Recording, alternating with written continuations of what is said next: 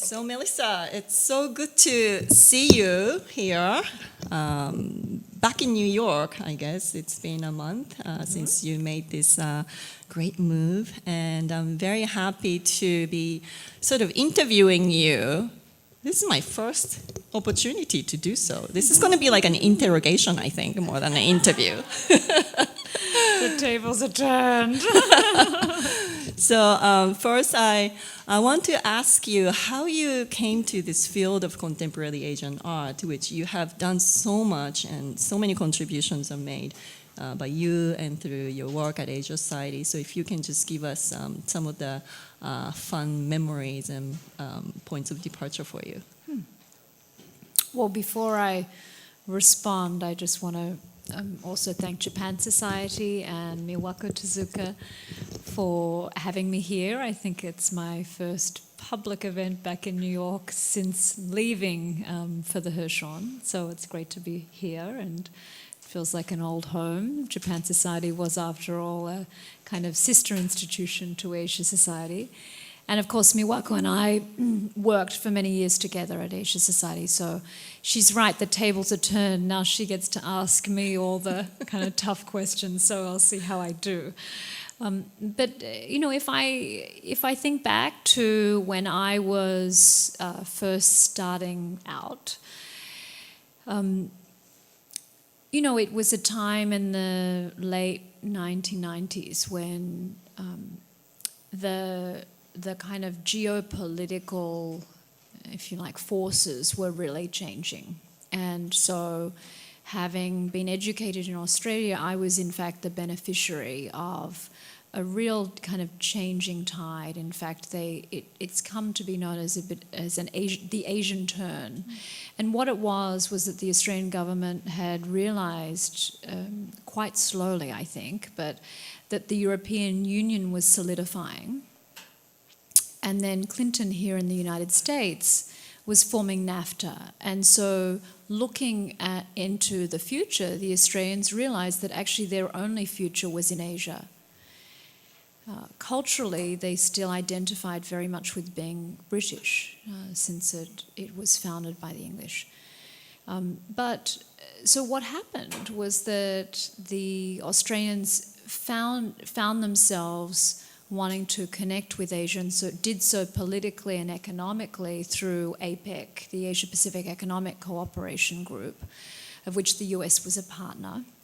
But what happened in the art scene was that there was an intense focus on Asia. And so I was a beneficiary of that. So I was supported largely by the Australian government to travel all across the region, to create exhibitions, to do residencies. So it was, you know, it was a kind of extraordinary moment. In fact, there was a lot of energy. If you think of the very first major exhibitions of Asian contemporary art, they were actually largely in Australia. Things like the Asia Pacific Triennial, that was one of the first convenings. I think, in fact, it was really only Japan and Australia that played a convening role for the region in the 1990s. There had been the Asian art shows in Fukuoka, which I had visited, and then there was the APT in Brisbane, of all places, in Australia.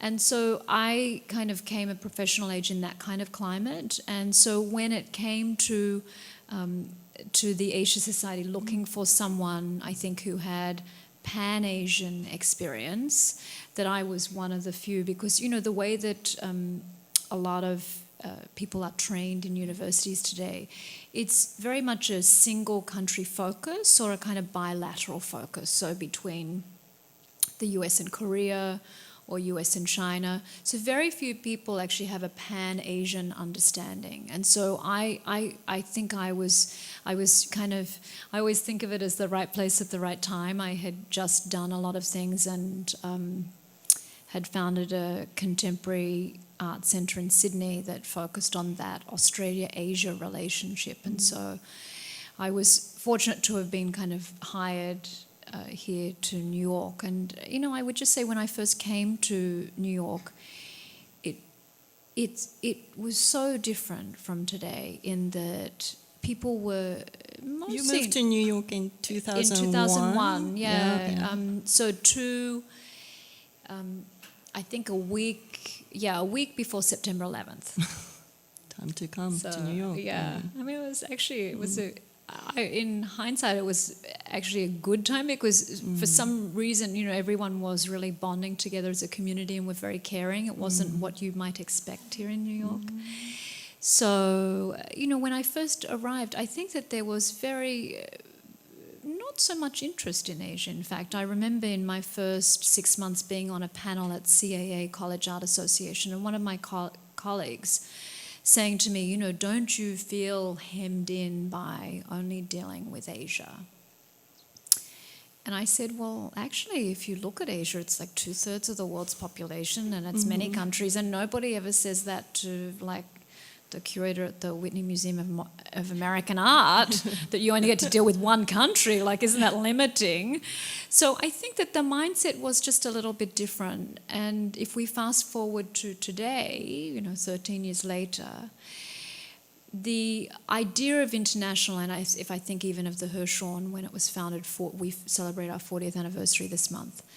The idea of international for so long was really about Europe and America. In fact, internationalism was really about connecting with Europe. And today, when people talk about being international or the next iteration as being global, that has a much broader implication. So that, if you're serious about it, means Asia, but it also means Latin America, the Mideast and Africa. And so I think for most museums, if we take it back to the art world, most museums now have a very big responsibility.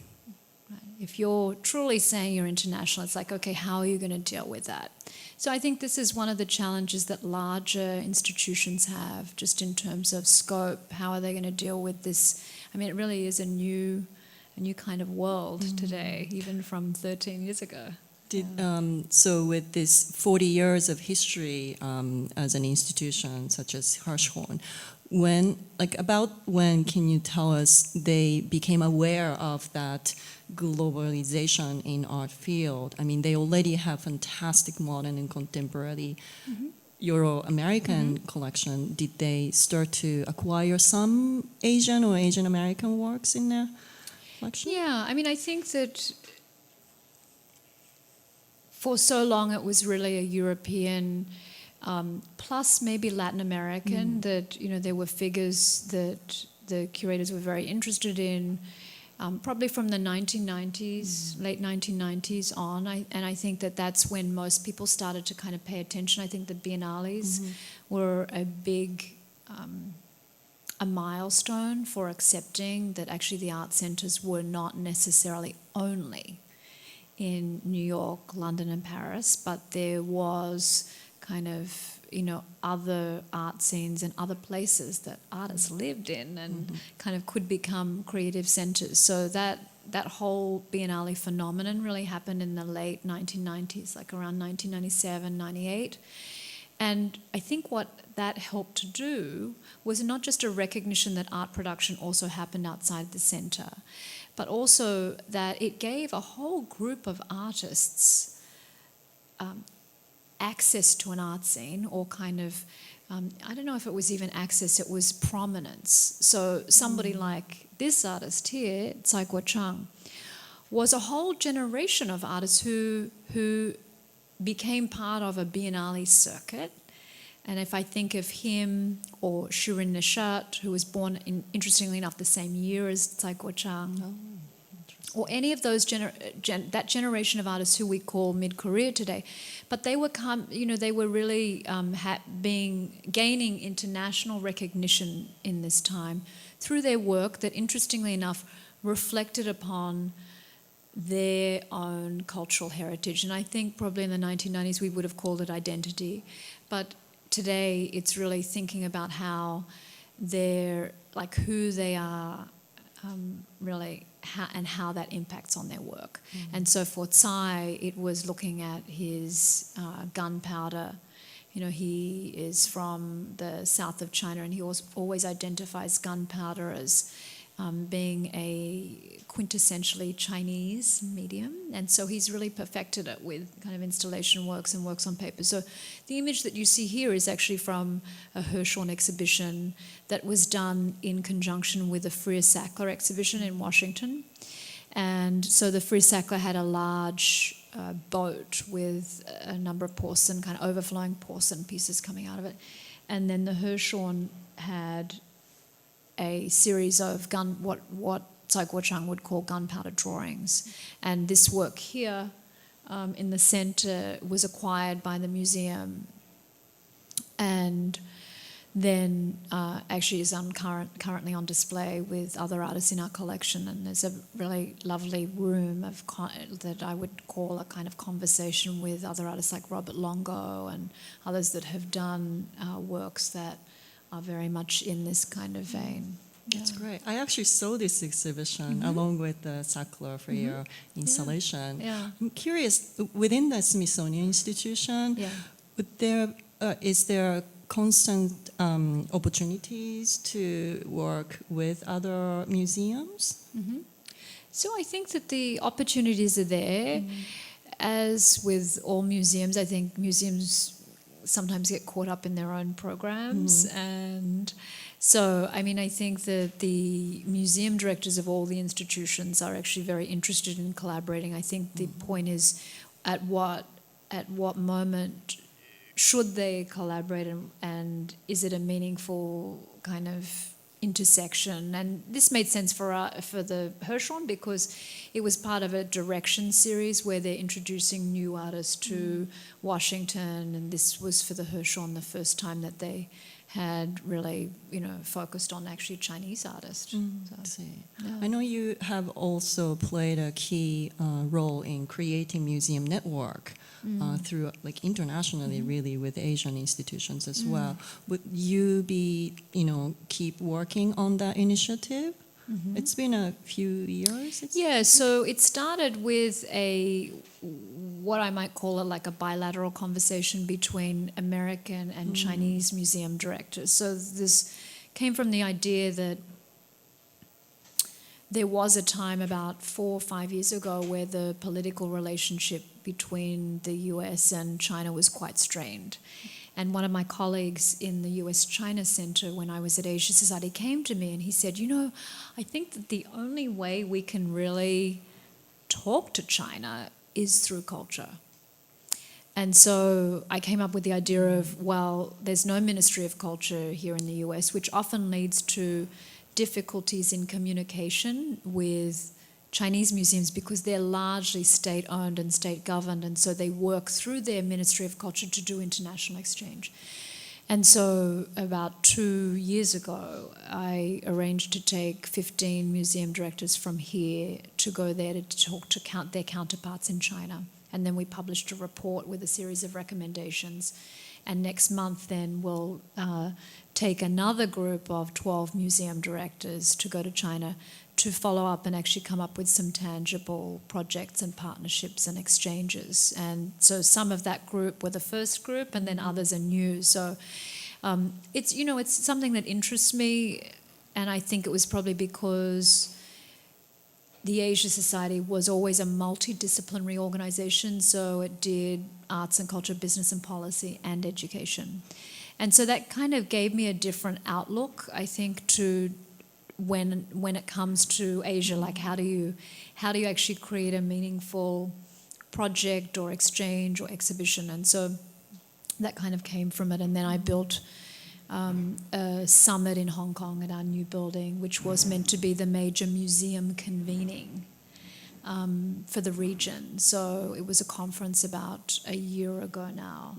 And the idea behind that was, again, it's funny, I kind of sometimes approach things of there's a problem and then you kind of find a program to try to work towards fixing it. And so the summit in Hong Kong came about from the idea that there were very few opportunities for what I believe is a burgeoning museum field in Asia. So if Japan, in a way, has a very strong infrastructure and development of museums that mostly happened in the 80s.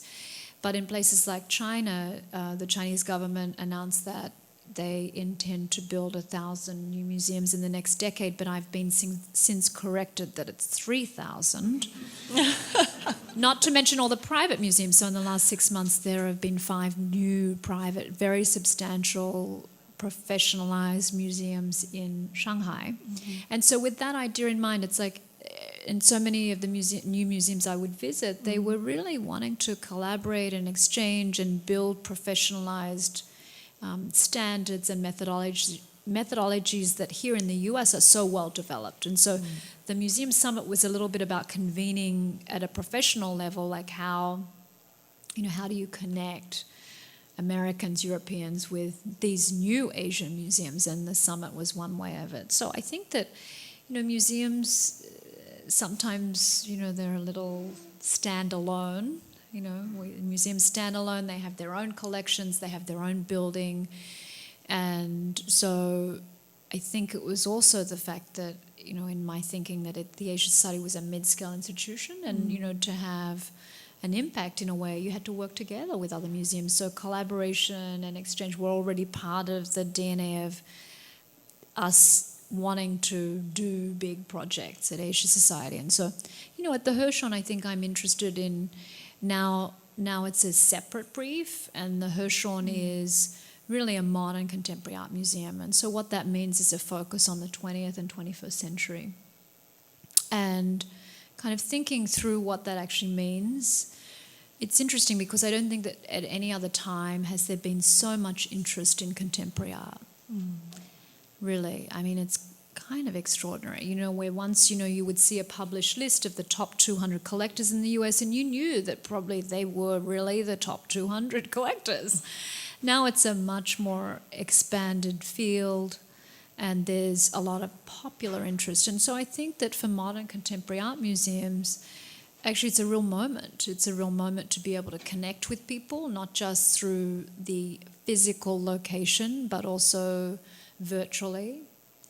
It's a real moment when, modern contemporary art museums can actually really talk about the 21st century. And I say that because, when you look at the 20th century, it was only around, 1914 or so, when there was a tangible sense of it being 20th century. Like it's kind of, I don't know, it takes 15 years or something to get going.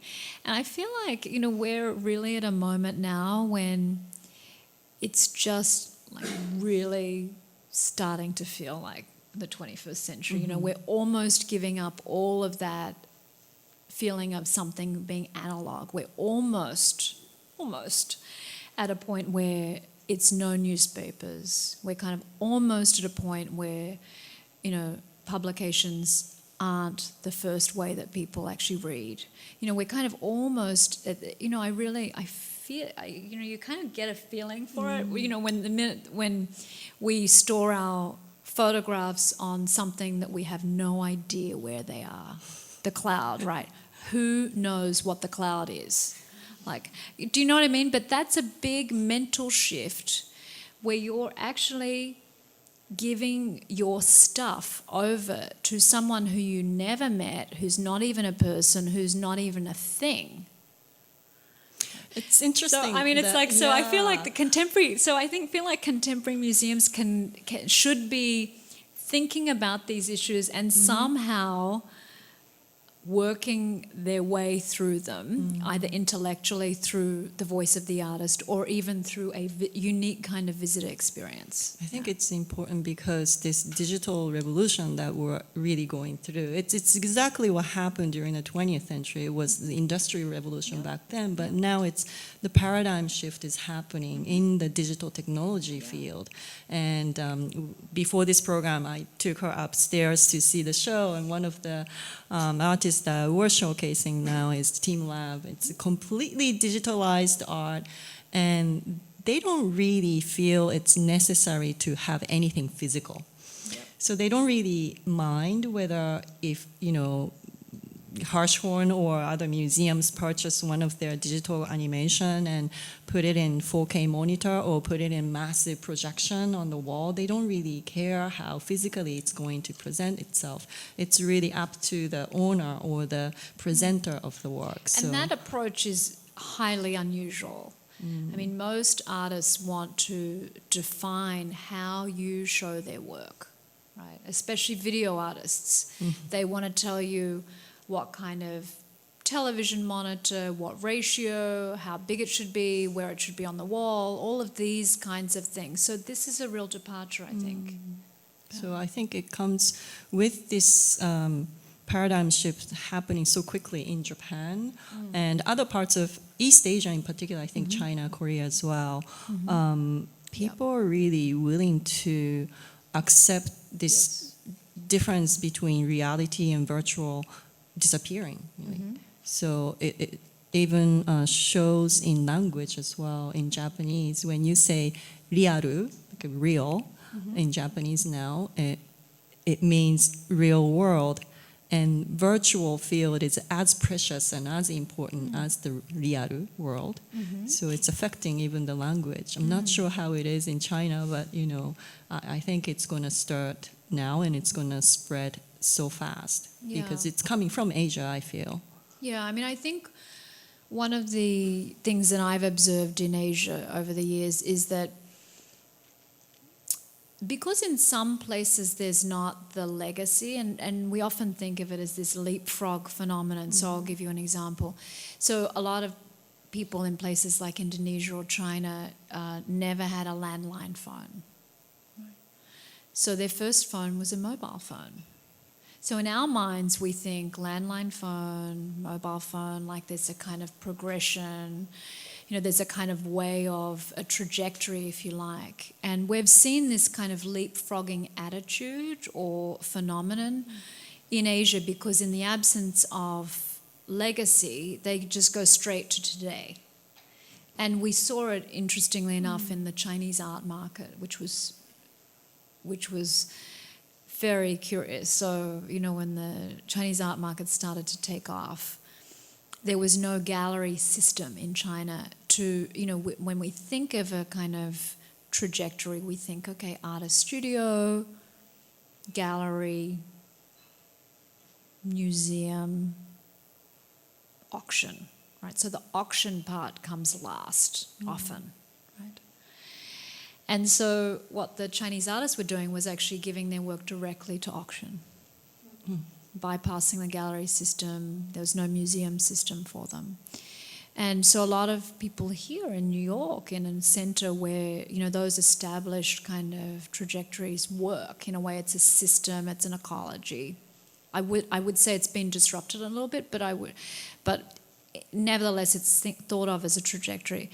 And so when the Chinese artists started to do this, which is directly sell from their studio to auction, everyone here was like, oh, that's going to ruin them. How are they going to, because the galleries should take care of their careers and, make sure that the works are placed in the right collections.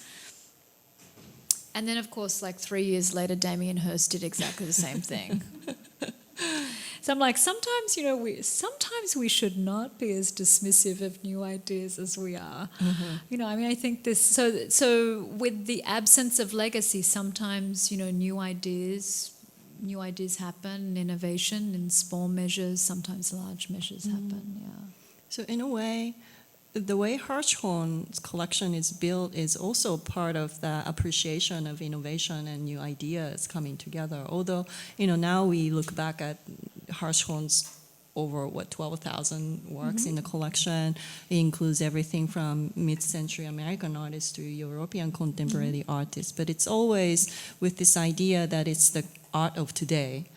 Right. So it's Hirshhorn's mission is to kind of educate or present art of today to the people. So how do you integrate this art of today coming from Asia into your programming? Yeah, I think that the real issue at hand is how you can really make sense of the world today. So so in a kind of exhibition program, you look to how an artist from Asia, say, fits into an idea of what we might kind of think of as the global art history that's in formation right now. And so we've seen it happen, interestingly enough, especially in the last couple of years, where people are actually going back to the 20th century and looking at those moments when Asian artists or movements were actually completely in sync or connected to international movements. So just, I think it was last spring, there was a Gutai show both at the Guggenheim and at MoMA. It was kind of a real moment. The museums were actually at the forefront of creating new kinds of art histories. You know, there had already been some showing of Gutai at the Guggenheim in 1994 for Scream Against the Sky. But I think that was, in a way, a real recognition that there's a more receptivity today than ever before for an idea that art doesn't only take place in the centre. So by that, in a way, that's a major recognition. I know it doesn't seem like one today, but if you look at the art history that I was taught, it was basically Paris and New York. So actually, if you start to put Gutai and then a more global idea of Fluxus into it, then you have something that is really not just about Europe and the US. It's actually something really different. So, you know, I think for the Hirshhorn, it's partly looking at that 20th century period. And, you know, I mean, if I think back to the period when Joseph Hirshhorn was actually really actively collecting in the 50s and 60s, he was collecting so many works that at one point he was collecting on average about 2 artworks per day. Lucky him. Yes. So, and he was very interested in sculpture. And so when he had his exhibition here in New York at the Guggenheim in 1962, he showed over 400 sculptures. So that actually, I think, put him on the map, and many museums started to court him for his collection, and then he considered putting his collection in a named museum in different states. But I think his real interest was, you know, obviously European and American, and then from that, other directors of the Hirshhorn Museum have added in substantial ways to the collection, including Jim Demetrian, who, you know, a lot of the foundational paintings were acquired in his tenure. So, you know, what I would say is that where I'm interested in the opportunities for kind of, if you like, adding to this idea of global history, but also looking to new trends, not exclusively in Europe or the US as well.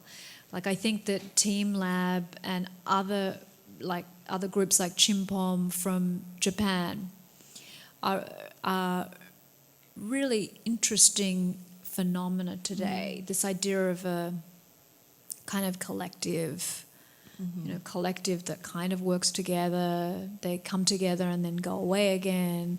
They kind of, this is, I think, in the spirit of a younger generation. We try, you know, in museums often we talk about this elusive millennial generation, because I think that a lot of museum leaders are concerned about audience demographics and wanting to appeal to, in a way, the next generation, to make sure that they think of museums and their collections as important. So while I don't think museums are necessarily as well geared up for this millennial generation as they necessarily need to be, it certainly is at the forefront of a lot of museums' minds how to get them, that generation, engaged. But I think if you think of the artwork that's being produced by that generation, it's, in a way, it exhibits a lot of the qualities that we think of. So it's collective, it's interest. It has a social imperative, but not necessarily a political imperative.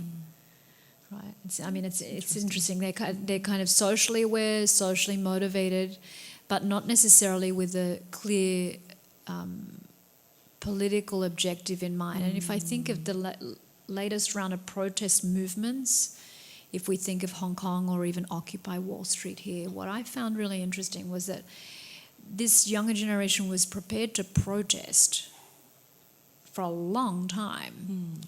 But actually there was no clear... Adversary, maybe. Well, there was kind of no clear message of exactly what they wanted. And that's what I mean by... But they just want change. Change. And so it was clearly driven by a dissatisfaction with the status quo. But I feel like it was a kind of different form of protest than we might have recognized in the 60s. When maybe that kind of political activism, maybe it was more effective then because it hadn't been done before. Now I think that, I mean, it's kind of, I do think it's a kind of curious time that we live in. Different kind of philosophy that younger generation have is certainly different from more ideologically driven art movements of the early 20th century and also 1960s. So speaking of more politically and socially engaged artists, I know Hirshhorn recently had Ai Weiwei exhibition. Do you want to show some images? Some images, actually. Let me see. On the side, yeah. This is a Tsaigo Chang, and actually we had a Noguchi. I'm going to just skip through. Shall I walk through? Sure. Yeah. Sure. Okay. You know what? I just pulled together some images of previous shows that we had at the Hirshhorn to give you a sense of how we did engage with Asian artists in the past. And it was largely through monographic exhibitions rather than the group kind of what I would describe as nation-state type exhibitions of art from Pakistan or art from China that we think of as introductory shows. So this is an exhibition of Isamu Noguchi, well known to all of you, I'm sure, that we had in 2005. From the collection? No, well, we have very strong holdings of Noguchi, but it was also a loan show. I see. Yeah. And then Hiroshi Sugimoto. So the building itself, if you don't know it, is round, completely round. Think of the Guggenheim, but without the ramp. So our view is that if you at its best, it's an extraordinary experience because it's a full panoramic view. And so artists who are very smart, who use the architecture like someone like Hiroshi Sugimoto, created this seascapes which were just like magical windows, right? Oops, sorry. This you see here. This is so there's an outer ring, which is the galleries, and then an inner ring, which is called the ambulatory. And I keep on saying we have to change it because I can barely pronounce that word. So we'll rename those galleries. But then, this inner ring, which actually faces into the inner courtyard and fountain. So I threw this in just to show you some of the most successful shows are these that again use this sweeping panoramic view. This is often considered one of the best shows that we ever installed, which was Andy Warhol's Shadows. And now we come to Ai Weiwei, which was actually one of the best attended shows ever at the Hirshhorn. So probably 700,000 people saw this show. Wow, that's amazing. And you have the audience coming from everywhere. Yeah, I mean, the interesting thing about Washington is that people say that most Americans go to Washington twice in their lives. One for a school excursion, and then the second to take their children to see the museums, mostly Smithsonian museums. So we have the benefit that we're on the National Mall, and I think some of my colleagues say that we have an even greater benefit that we're next to the Air and Space Museum because the Hirshhorn kind of looks like it should be air and space. So I think sometimes we do attract the odd stray visitor looking for air and space. But you'll see here the Ai Weiwei installation, the kind of snake-like structure that he's created from backpacks that is in memory of the Sichuan students who died in the earthquake. and then a photo montage here that kind of recalls the building of the bird's nest that really, I think, propelled Ai Weiwei onto the international stage when he became a collaborator with Herzog de Moor on the architects for the bird's nest, which was the national stadium. And then I kind of added a couple of these images because Joseph Hirshhorn was really a collector who loved sculpture, three-dimensional works. And so when the museum was founded, it was also founded with the idea of accommodating sculpture. So adjoining the museum, the Gordon Bunschaft design building, we also have a sculpture garden with Rodin, Matisse, and many other sculptures alongside, more contemporary works. But these are in the more historical vein. And it's quite a large land you have for the garden area too. Yes, I hope you're not going to ask me the square footage, as I don't know it. No, It's big. It's Yeah. it's reasonable on the wall. So I remember during the Ai Weiwei exhibition, inside the courtyard, around the fountain, there was zodiac animals. That's right, the installed, zodiac right? heads. Yes. Yeah. Was it acquired afterwards by Hirshhorn? No. Okay. No, maybe we should do that. It would be good. I think you have enough space out there. It's a good idea. Yeah. But those zodiac heads actually have been on tour, and I think there's an edition at Princeton. In fact, yes, that's true. Yeah. Yeah. So I was going to ask, coming to the discussion of Ai Weiwei, I'm sure as the director of part of Smithsonian Institution, this kind of cultural diplomacy will be very important for you too, right? So do you think it would be, what would be the challenge from that position? Or is it not so different from what you have, accomplished at Asia Society? What would be the new challenge for you there? Yes, my work at Asia Society, because I dealt as museum director with the loan exhibitions of traditional art or antiquities, I actually found that in that world, I was doing a lot more work on the diplomatic kind of political side than I ever did on the contemporary art side. I see. And so when I organised loan exhibition, like the first loan exhibition from Vietnam since normalization of relations, a Buddhist exhibition, or the upcoming exhibition with Myanmar of Buddhist art, which is the first ever major loan show to leave Burma, Myanmar. I negotiated that 3 years ago, and so that will happen at Asia Society in the spring. But actually on the antiquity side, I think that actually requires much more diplomacy. And then I forgot my Pakistan project, which almost killed me. Because I think you want to forget. I mean, it's like I almost forgot. But I worked in Pakistan at the time of Osama bin Laden's assassination to bring a Buddhist art exhibition here, and so that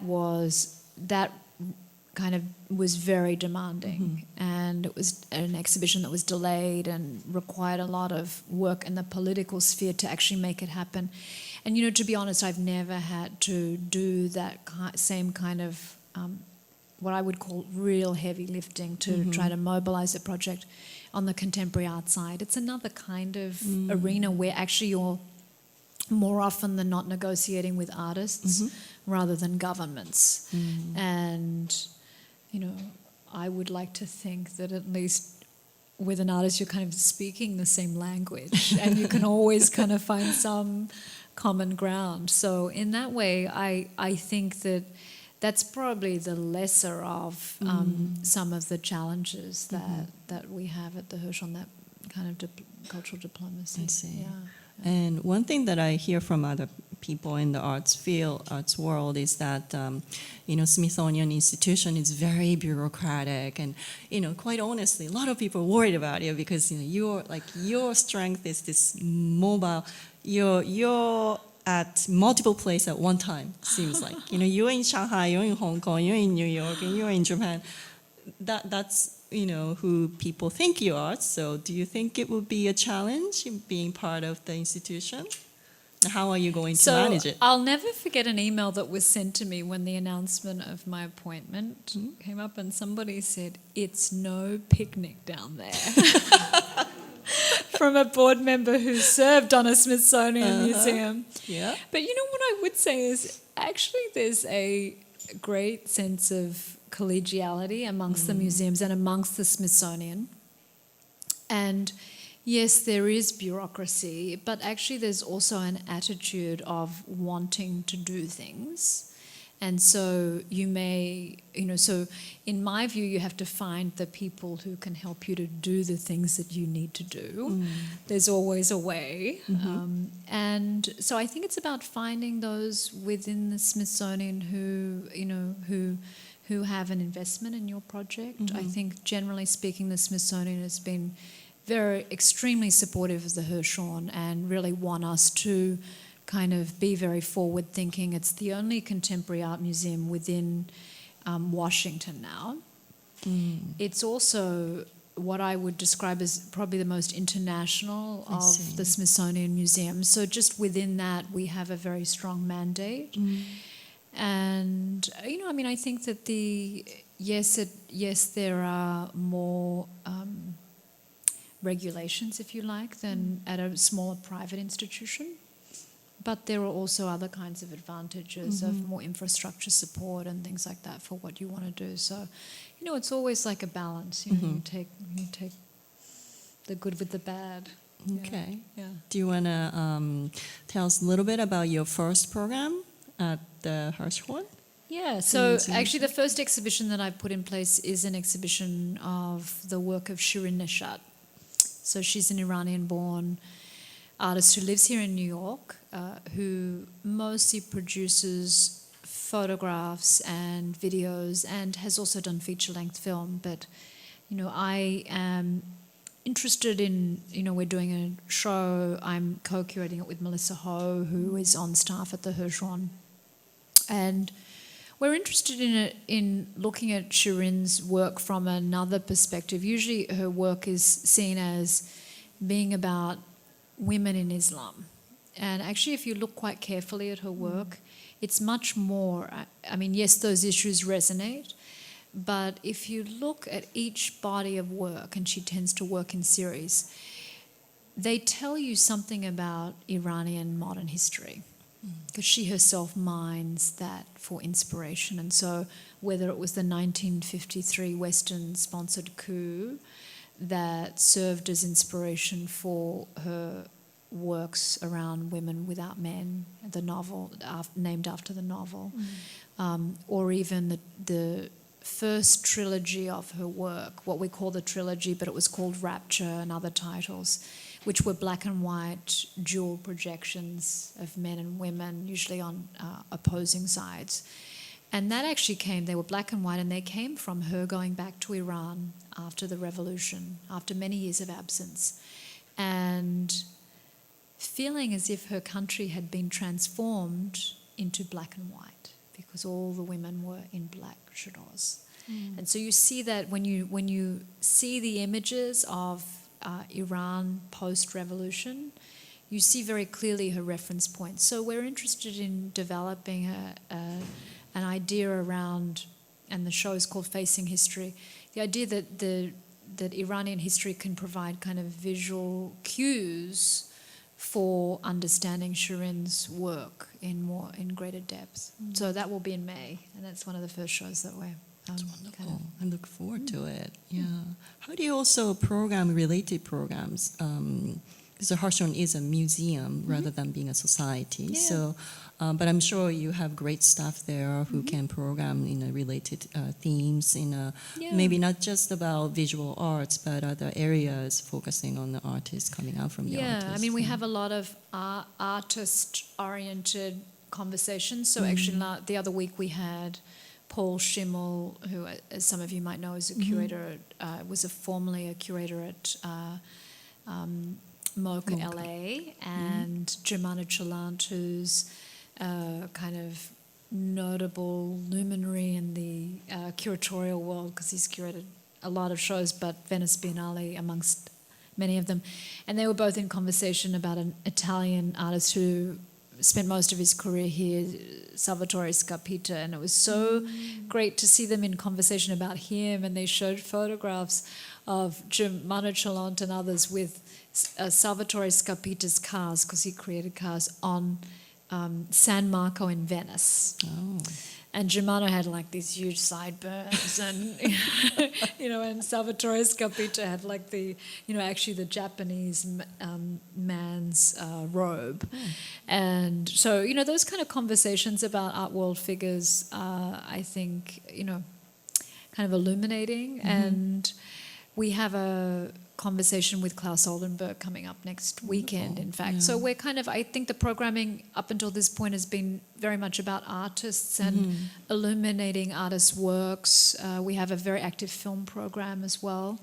And of course, one of the favorite things to do in Washington is our after hours, which is where we do performances on what we call the plaza, which is out the open area underneath the Hirshhorn building. And so the other week, a week ago, we had a performance by a young woman called Zola Jesus, and it attracted like 18, Zola Jesus, yeah, she's great.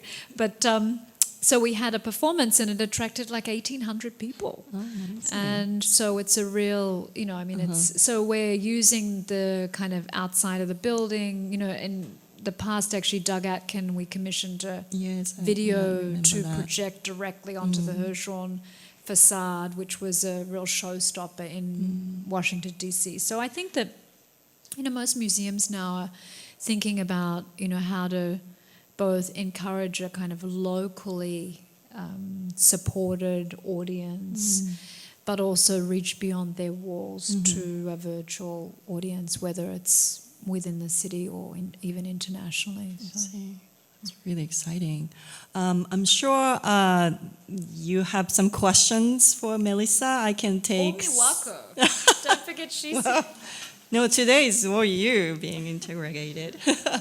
I can take a few questions. Please raise your hand. And also there is a floating microphone, so please wait for the mic, introduce yourself, and clearly state your question. Anybody? Yes? Hi, I'm Allison. I have a question, Melissa. You noted in the Guggenheim show of the Gutai, and of course there was a show of MoMA, of post-war Japanese. I'm wondering why you think there's a moment now where Japanese post-war art is being fully embraced by many institutions, and also for next year many institutions, including Miwako's own Japan Society, will host a show of 60s and 70s artists who used a camera. And also the fact that it's, as you discuss in the canon, it's no longer seen as, this is just derivative of what happened in New York in the 60s. Could you speak on that? So the question is, why now? You think why it's... Why now? And why do you think also, from your view as museum director, are museum curators also able to say, this is not just derivative art. This is an art with its own authority and its own uniqueness, and they're willing to put that on in institutions. What kind of confluence of ideas do you see as that's happening? Why is it happening now? So the first thing I would say to that is that I would... So that idea of it, the idea of it originating in a center and then going out to the periphery, and anything that the periphery did was kind of derivative. So I still think that is, it's not gone at all. It's still there, but there's been a recognition of some parts, and actually Japan has benefited. Japan is probably the only country actually where the kind of experimental movement from the 60s and 70s has really been integrated into an understanding of what went on in the 20th century. So the admission, in a way, has, and I think that it's also it's happened because there are a number of important Japanese figures who were here in New York. Right? So if you think of Kusama and Yoko Ono, so there's a little bit of I mean, I wouldn't say there are a lot of people, but there are figures now who were Japanese who have been incorporated already into what would be an art historical canon. So already in people's minds, it's like, okay, there's a recognition that something was going on in Japan that was very connected to the world. So I think that the time is right because actually there's been a lot of research done. I mean, if you think basically from 1994 was the first inkling, right, from the shows. And I would say in this situation, the museums have been way ahead of the academy. Mm-hmm. The academy has come into this much later. So now we have a whole bunch of PhD students in this subject, where once in 1994 you couldn't even do a PhD on this subject. Right? You couldn't even do it, even if you wanted to. So I think that, so now that the academy is kind of shifting in this area, that's a big sea change. And I think, to be honest, it's also a generational shift within the academy. So a generation who once would have always looked to Europe. So there's something going on in the academy, and as that happens, then the books start to get written. But it was really through the exhibitions that you saw the kind of fissures, if you like, appear in the canon. And then, you know, certain figures got taken up. I mean, for example, it was a big deal. Liu Fan had a show at the Guggenheim, right? Mm-hmm. And then everyone started to talk about Monoha, but I bet they didn't know about Monoha before Liu Fan's show. Mm-hmm. Right. So I think, you know, we're just seeing the beginnings of a kind of opening. It's a real opening up, and I think it happens first with Japan, and then we'll see what happens with other kinds of figures. Because if you talk about Chinese contemporary art,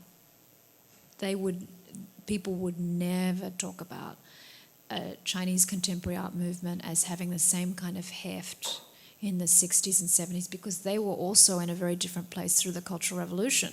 You know, so that's never going to get into a canon that's being written about in terms of experimentation and innovation, which is really what the focus is right now, because it has a whole other political imprimatur. So, yeah, I mean, it's really, now we're seeing Kazuo Shiraga, you know, held up as a major figure. There's lots of attention around him when, you know, I mean, actually even 2 years ago, most people didn't even know his name. So it's interesting. Yeah. Would you wait for the microphone? Yeah. What is your reaction to the process of finding things to put in 3,000 new museums? I mean, is someone going to publish a pejorative guide to Chinese museums? So, one thing I should say about that number is that most of those museums will be of antiquity. Oh, so, I see. Yeah, so actually what we're seeing is a transferal of antiquities from the relics bureaus, essentially archaeological warehouses, right, that would have just been held stuff, into museums. So that will be the bulk of what we're talking about with these new museums. So, and we know that China has a lot of antiquities, right? They're still actually excavating major material. So that will be the bulk of it. But most of the private museums that are being opened have a focus on contemporary art. And most of them Chinese contemporary art that have been collections that have really happened in the last 5 years. So we'll see what happens. I mean, I like to think of it a little bit as if it were here in New York, when, if you think of the New York ecology, most of our major museums were founded as private entities. Right? And then in a kind of third generation iteration, they became public institutions. They survived their founder and they became much more public. And so one hope would be that that's what happens in a place like China, because it certainly happened in Japan in the 80s. Yeah. So, Pam?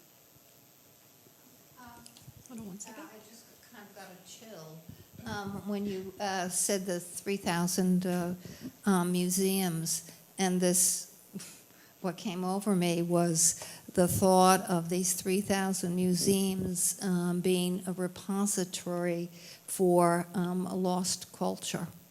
What is being plowed under and paved over by the industrialization of a once, largely agrarian, country. So it's just I had this feeling of okay,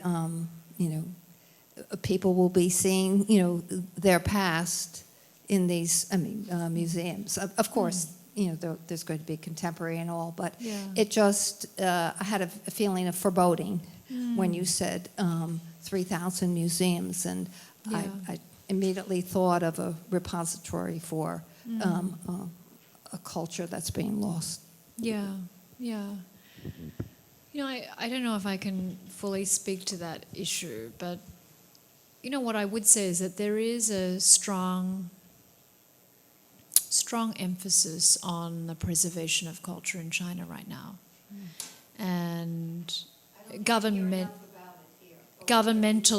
it's a big deal. Yeah, and I mean, if you think about even the issue of repatriation, it's a big deal as well, which is the Chinese government showing an interest in bringing back a lot of the materials that are either in private or public collections.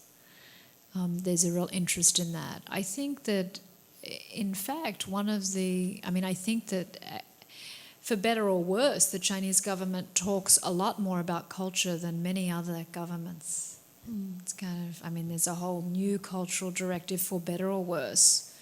It's not necessarily what we might feel comfortable with here in the US, but this is, there is a 5,000 new culture that Chinese people are very kind of proud of. And yes, there has been a cost to kind of urbanization of a lot of cities. But there's also been the professionalization of a lot of excavations. If you think in Xi'an, they're still actually excavating. So, and it's a great improvement on what it was. If you think of the measures that Dunhuang has taken, they've built a huge visitor center to try to preserve some of those caves, to take the pressure from tourism off the visits to those caves, because of, if we think of the humidity of our breath and, just people traipsing in and out. So I think that there have been measures taken. It's just that, it's a big place, and, it's very hard to generalize because of that. So. Any other question? I can take one more question. Otherwise, it's wine and rice crackers. Yes. Well, thank you very much, Melissa, for illuminating your vision. Thank you, everybody, for joining us tonight.